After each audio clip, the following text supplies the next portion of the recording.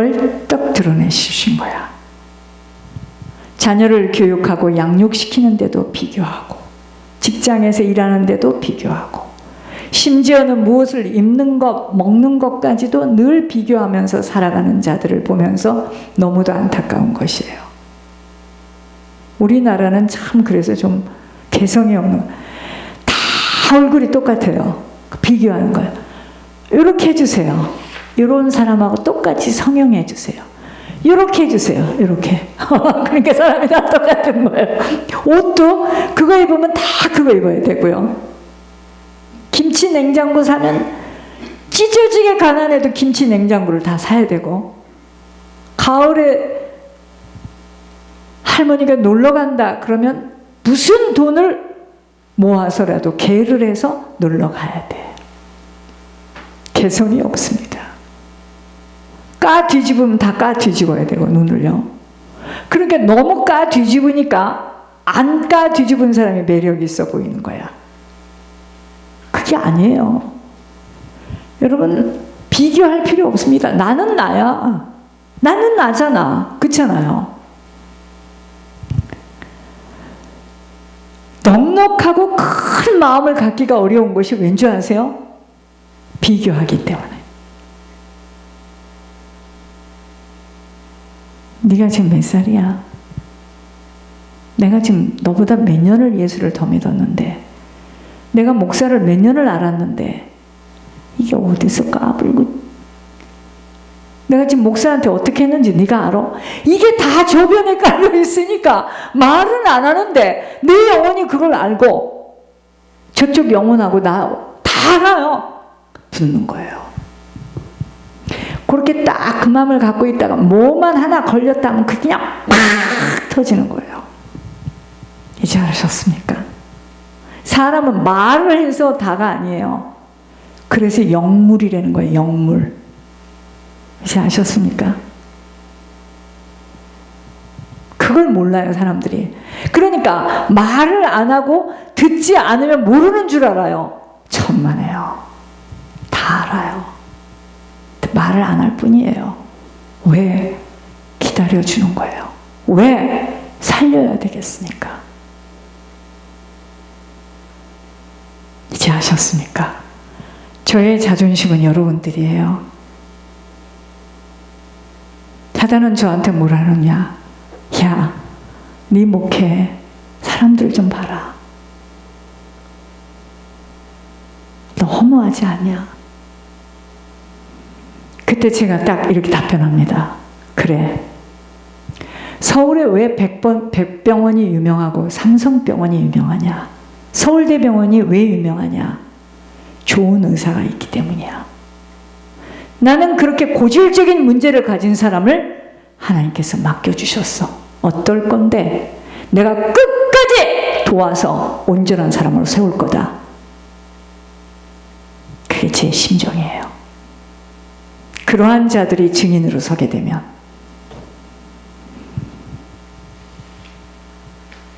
한매 진의를 하고 떠나겠죠. 그죠? 네가 본다고 하나 너는 장님이요. 네가 건강하다고 하나 너는 병든 자라는 거예요.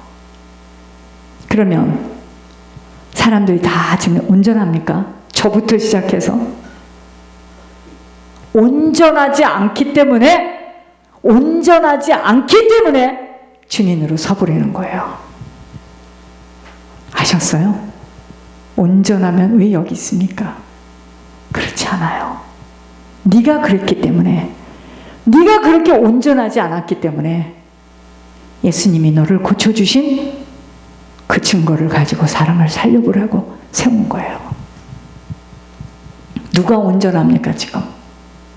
나는 이 점이 있으면 저 사람은 저 점이 있고 저쪽 사람은 저 점이 있고 다 문제인 거예요. 다 문제. 그런데 본인들은 자기만이 그 문제가 있다고 생각하고 벌벌 떠는 거예요. 그러지 마세요. 다 문제입니다. 여러분, 하나님의 자녀가 된 신앙인들이라면 비교의식으로 살아가지 마세요. 은혜의식으로 살아가세요. 그러니까 좀 뻔뻔하시기 바랍니다.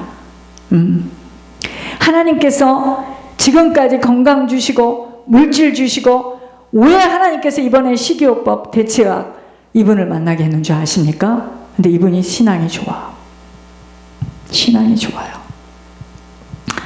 하나님이 고쳐서 쓰려고 지금 우리를 만났어요. 지금 막 고쳐지잖아요. 막 고쳐지잖아요. 전 박은혜 권사도 깨끗이 치유될 것 믿습니다. 이분은 말할 것도 없고 장모님도 말할 것도 없고 나는 요걸 고치니까 이번엔 또 간이야. 그렇겠지. 얼마나 애가 탑니까? 저의 애 타는 건 이루 말할 수가 없어요. 저는 정말 제정신으로 사는 사람은 아닙니다. 세상 말로 말하면 나도 세상에서는 마약을 먹지만 나는 성령이 주는 힘으로 이걸 지금 이겨서 나가는 거예요. 그렇지 않고는 못 갑니다.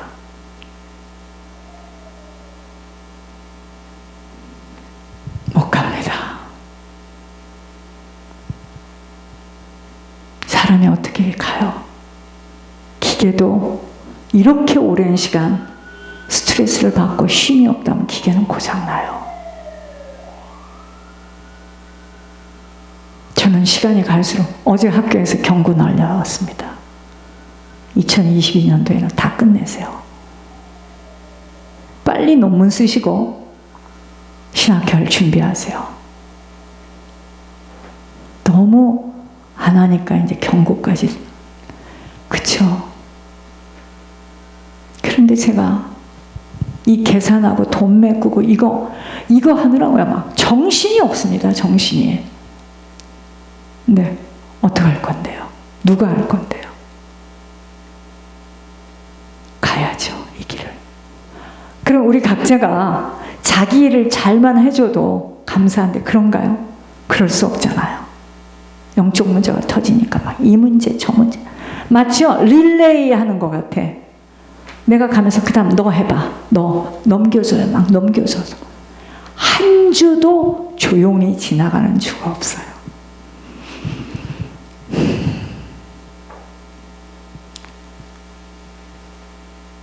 본인들한테 물어보세요. 그러고 싶으나 그게 아니에요. 영적 문제 때문입니다.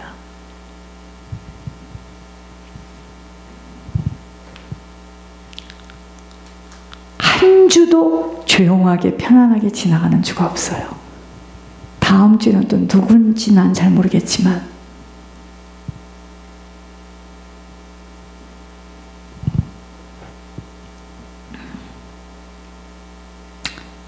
저는 일찍 죽으면 상관이 없는데 저 죽으면 고 목사님 사역은 끝납니다.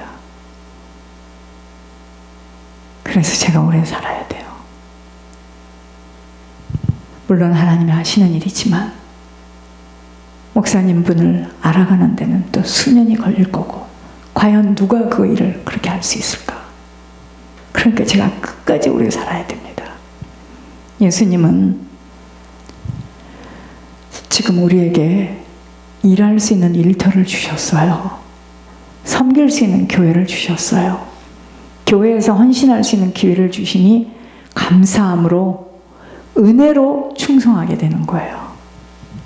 예수님은 말씀이 육신이 되어 오심으로 지금 우리와 함께 계십니다. 억울할 일도 분통이 터질 일도 주님이 다 알고 계세요. 아버지가 갚아주실 것이고 선한 일에는 선함으로 갚아주시고 악한 일에 대하여서도 반드시 열매를 거두게 됨을 알아. 지금 겪고 있는 일들이 보응이라는 것으로 내게 치룰 수 있는 기회를 주시는 하나님 앞에 감사해야 됩니다. 여러분 지금 못 치르면 어디서 치르는 줄 아세요? 지옥으로 떨어져서 치르는 것이었습니다. 하나님의 성전인 육신에 죄를 담게 되어질 때 죄로 인하여서 인생 말년에는 육신이 망가지는데 처참한 고통 속에서 비참하게 마치게 되는 것 역시도 하나님이 갚아주시는 공의의 법칙 속에서 일어나는 일들입니다. 우리가 이렇게 육신이 연약한 것도 이게 다 죄 때문에 일어나는 일들이에요. 그러므로 이 성탄절에 살아가야 할 의미를 바로 깨닫고 주님 때문에 모든 것을 잘 이겨내고 절제하며 지속할 은혜 받는 일에 그 어떤 것에도 걸림돌로 넘어가지 않도록 다시 재정비되어져야 합니다. 나쁜 악한 습관들은 빨리 정리되어져야 돼요. 뿌리가 깊어져 후손들에게 내려가지 않도록, 나 한 사람으로 가문과 후손들이 더럽혀지지 않도록 우리는요, 지난날에 잘못 살아온 인생으로 충분하다는 것을 깨닫고 환도뼈가 부러지는 아픔을 겪더라도 죄의 모양새들까지 잘라내야 합니다. 왠지 아세요? 반드시 죄에는 열매를 거두도록 되어 있어요. 육신에게까지도 그 영향력으로 피해갈 수 없는 엄청난 일들을 만나게 되기 때문이에요. 주님은요, 죄가 없으신 분이에요. 그런데 죄를 짊어지고 사람을 살리려고 이 땅에 내려오셨어요. 그분을 생각해서라면 잘못된 길에서 돌아서야 합니다. 죄는 반드시 열매를 거두도록 되어 있기에 죄를 무서워해야 합니다. 성탄의 축복 앞에 결단되어야 할 것들은 죄의 자리에서 일어서야 합니다. 하나님의 말씀은요, 하나님의 말씀은 우리가 예수님께 집중할 수 있도록 도와주며, 지금 이 성탄의 주인공은 오직 예수님만이 전부임을 기억나게 해주셔요. 그래서 우리는 말씀을 붙들어야 됩니다. 제가 이거 카피한 걸 드리겠지만 에레미야 23장 5절에 여호와의 말씀이니라 보라 때가 이르리니 내가 다윗에게 한 의로운 가지를 일으키실 것이라. 그가 왕이 되어 지혜롭게 다스리며 세상에서 정의와 공의를 행할 것이며, 이사야 7장 14절에 그러므로 주께서 친히 징조를 너희에게 주실 것이라. 보라 처녀가 잉태하여 아들을 낳을 것이요 그 이름을 임마누엘이라 하리라. 이사야 9장 6절에 이는 한 아기가 우리에게 낳고 한 아들을 우리에게 주신 바 되었는데 그의 어깨에는 정사를 메었고 그의 이름은 기묘자라 모사라 전능하신 하나님이라 영존하시는 아버지라 평강의 왕이라 할 것임이니라. 이사야 11장 1절에 이새의 줄기에서 한 싹이 나며 그 뿌리에서 한 가지가 나서 결실할 것이요. 마태복음 1장 21절 23절에 아들을 낳으리니 이름을 예수라 하라. 이는 그가 자기 백성을 그들의 죄에서 구원할 자이심이라 하니라. 이 모든 일이 된 것은 주께서 선지자로 하신 말씀을 이루려 하심이니 이르시되 보라 처녀가 잉태하여 아들을 낳을 것이요 그의 이름은 임마누엘이라 하리라 하셨으니 이를 번역한즉 하나님이 우리와 함께 계시다 함이라. 누가복음 1장 30절에서 33절에 천사가 이르되 마리아여 무서워하지 말라. 내가 하나님께 은혜를 입었느니라. 보라 네가 잉태하여 아들을 낳으리니 그 이름을 예수라 하라. 그가 큰 자가 되고 지극히 높으신 이의 아들이라 일컬어질 것이요 주 하나님께서 그 조상 다윗의 왕위를 그에게 주시리니 영원히 야곱의 집을 왕으로 다스릴 것이며 그 나라가 무궁하리라.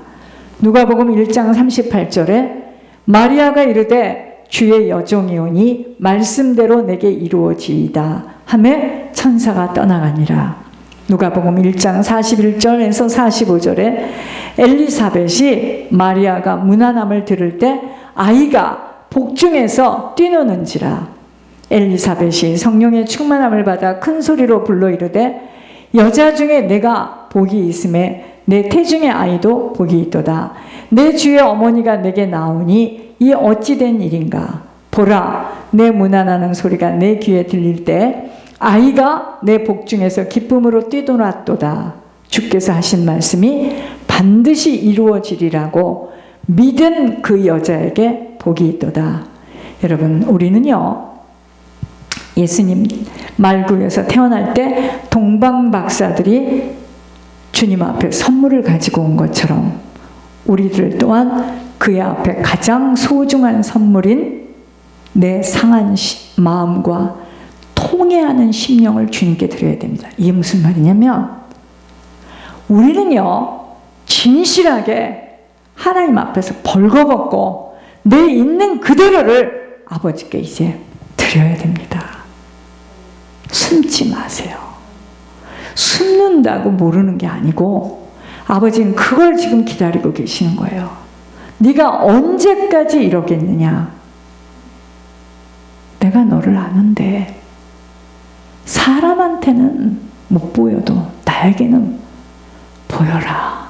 지금 이게 지금 주님 앞에 가지고 나갈 최고의 선물입니다. 깊은 회개 역사로 말미암아 주님의 탄생의 감사함을 새로운 각오로 행해낼 수 있어야 합니다. 이게 선물이야. 회개가 선물이에요. 언제까지나 이전에 죄악된 자리에서 일어나지 못하여 언제까지나 예전처럼 소리 지르고 혈기 부리고 미워하고 시기하고 질투하고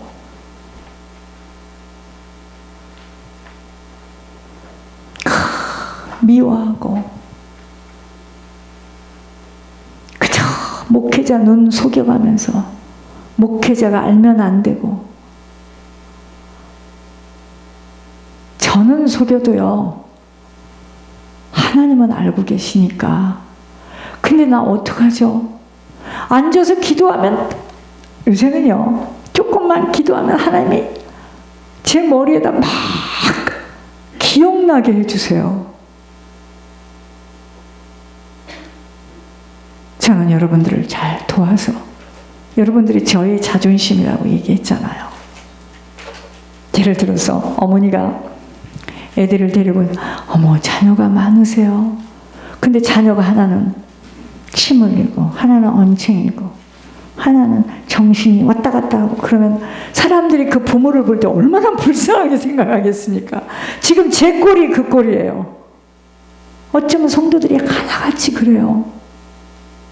어디서 그런 인물들을 모아다 막 지금 제가 혼자 생각하기에 와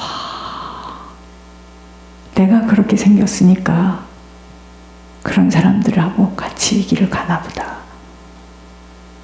여러분 우리가 이 성탄의 동방박사가 예수님의 탄생에 유황과 몰약과 정말 그 보합을 가지고 하나님 앞에 나왔다면 우리는 이제 그만 나를 속이는 것을 놔야 돼요. 하나님 앞에 나를 벌거벗으세요. 하나님 내가 이렇습니다. 주님 아시잖아요. 내가 어떻게 하다가 여기까지 왔는지 모르겠는데 내가 많이 잘못되어 있네요. 나 좀 도와주세요. 이게 선물입니다. 언제까지나 이전에 죄악된 자리에서 일어나지 못하여 숨어서 짓는 죄들을 짊어지고 그게 뭐예요? 그저 미워하고 시기하고 비교하고 막 이런 게 올라오고 여러분 사람은요 자기도 모르게 자기 속에 있는 말을 합니다. 여러분 말 함부로 하면 큰일 나요. 내가 잘못해서 여기로 왔습니다. 여러분 그런 이야기하면 큰일 납니다. 내가 지금 어떻게 다 왔는지 모르겠는데 내가 잘못해서 지금 내가 여기서 일을 하고 있는데 여러분 그 얘기를 하면 하나님 딱 듣고 계시면서 일을 할 수 없도록 내쳐버려요. 말 함부로 하시면 큰일 납니다 진짜. 근데 본인은 몰라요. 그 본인 속에 있는 것이 그냥 화가 나니까 팍 튀어나오는데 그게 속에 있는 거예요. 아셨죠? 제가 이렇게 들으면서 아차 싶습니다. 제 정신 아니구나. 말이라는 것은 아무리 죄송합니다. 잘못했습니다. 여러분 이미 저지른 말과 저지른 행동은 주 담을 수가 없어요. 그것은 여러분들 생명록에 여러분들의 행위록에 기록되기 때문에 저하고는 사실 상관이 없어요. 저한테 미안합니다. 저한테 고맙습니다. 그런 얘기 하지 마세요.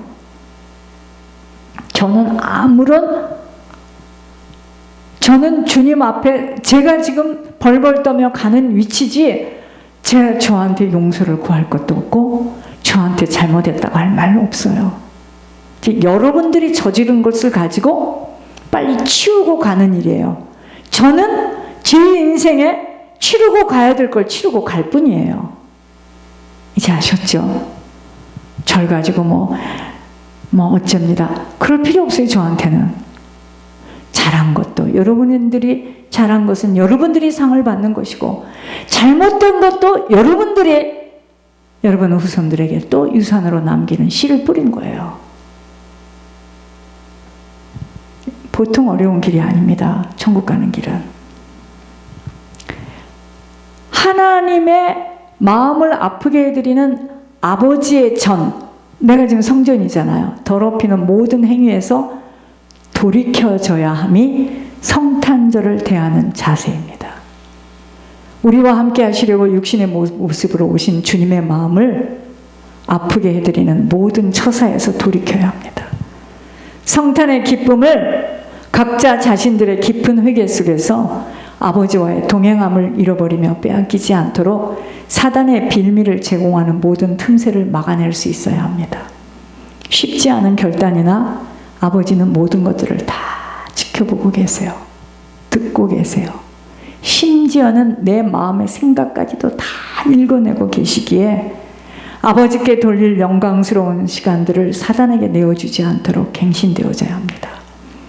은혜와 진리 가운데 사는 자임을 한순간도 놓치지 않아 헛되이 받는 은혜의 삶이 되지 않도록 은혜 받은 자답게, 내가 은혜를 받았다면 은혜가 흘러나가겠죠? 그죠?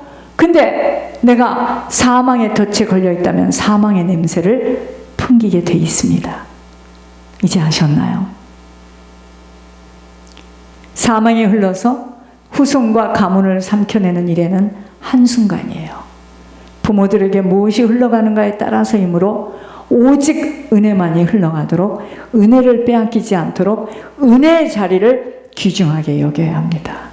생명의 빛 되신 은혜 속에 모든 어둠의 것들이 들춰지게 되어 있기에